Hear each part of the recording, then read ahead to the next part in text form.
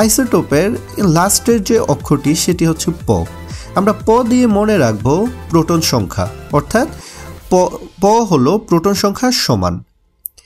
যেসব পরমাণুর প্রোটন সংখ্যা সমান কিন্তু ভর সংখ্যা অর্থাৎ নিউট্রন সংখ্যা ভিন্ন থাকে তাদেরকে আইসোটোপ বলা হয়। যেমন হাইড্রোজেনের 3টি isotope, protium, deuterium, tritium.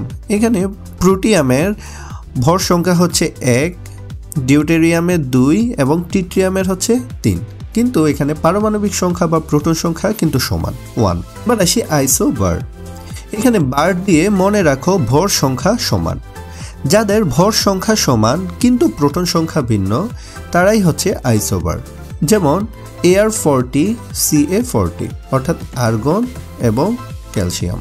Isotone, N দিয়ে মনে রাখো নিউট্রন সংখ্যা সমান। যাদের নিউট্রন সংখ্যা সমান তারাই হচ্ছে আইসোটোন। অর্থাৎ এখানে P31 অর্থাৎ নিউট্রন সংখ্যা 31 - 15 = 16 এবং সালফার 32, এখানে নিউট্রন সংখ্যা হবে 32 - 16 = 16। দেখা যাচ্ছে যে এখানে নিউট্রন সংখ্যা উভয় মৌলের ক্ষেত্রে সমান।